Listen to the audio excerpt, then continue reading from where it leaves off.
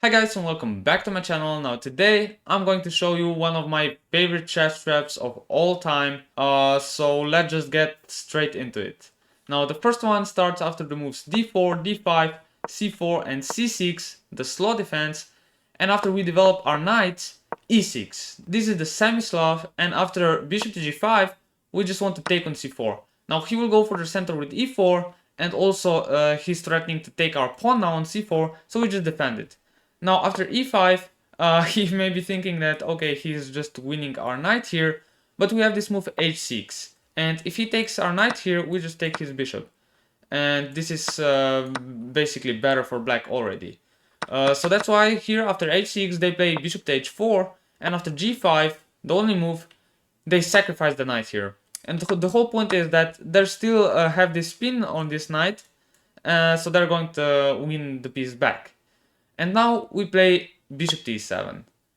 Now they have to take the knight, and after we take everything here on f6, we can see that now what white wants to do is just develop his bishop here on this long diagonal, but we don't care, we just carry on our plan with bishop b7, and after bishop to g2, we just play knight to a6. Now here white could be thinking about knight takes b5, because of the pin here on this pawn and the bishop. If we take it back, of course he wants to take our bishop here, and he also attacks the rook and the knight, and he thinks he's going to win material here.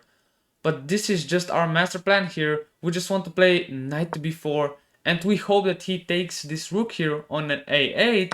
By the way, even if he doesn't take the rook, if he does something else, it's still a playable position, so I'm not giving you any bullshit lines, you know. But in case he gets greedy and takes your rook here on a8, this is a blunder because he falls into knight to d3 check. Now, why is this so dangerous for white? First of all, if he moves here, he just gets checkmated in one move. That's quite obvious. If he goes here, he just gets checkmated again. The king has no moves. So the most logical move here is basically king to d2. And now we can just take on d4 with the queen. And amazingly, with our rook down here as black, we're completely winning. Because material doesn't matter here because of the weak king, you know. King safety is your first priority in chess, and here, white's king is definitely not safe. So what can white do here? If he does some random thing, then okay, we're just going to give him a check and just take the queen on the next move. You know, something like this. We take the queen, and we're completely winning here.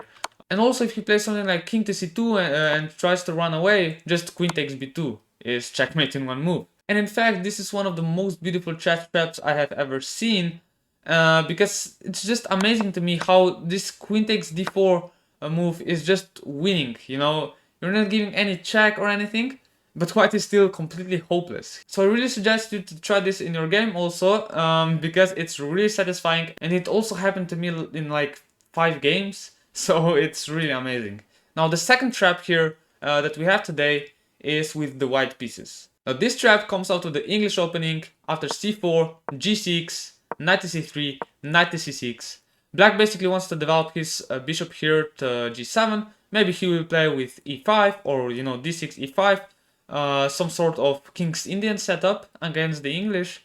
But okay, we just develop our knight here to f3. And now e5. Now this is a pretty quick e5 without even, you know, developing your kingside pieces, but it's also quite normal. We can play d4 here, just striking in center, and after he takes the pawn, we can play knight to d5. Now the most logical move here was of course knight takes d4, but if we play that, we wouldn't have our trap here. So that's why today we're looking at knight to d5. And here things can already go terribly wrong for black. If he just tries to develop his knight to e7, he's just going to get checkmated here on f6.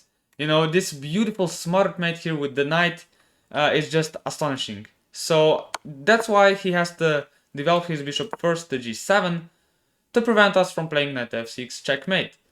And here we're going to play bishop to g5, basically attacking the queen.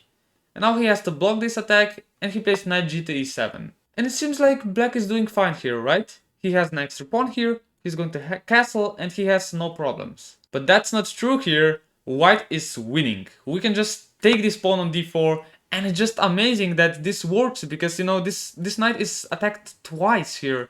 And you may think that, okay, black can just take our knight here. But what happened here? This knight is no longer protected, so we can just take this one and also win the queen. So that's just terrible for black, he doesn't want to do that. So the other move here is to just take the knight with the bishop. You know, this seems fair, and it seems like we don't have anything here in this position. But it's not time to forget about our f6 square yet, because it could be really deadly for black if we land our knight here. But now this bishop is protecting it, so what can we do? We can't do anything, right? Well, we have this beautiful sacrifice here. Queen takes d4. A queen sacrifice. Now, the whole point behind this is that if he takes our queen back, then just knight f6. You know, this square is no longer protected, we can give him a check. And when he moves to f8, bishop to h6 is a beautiful checkmate here. The king has no moves and is officially checkmated.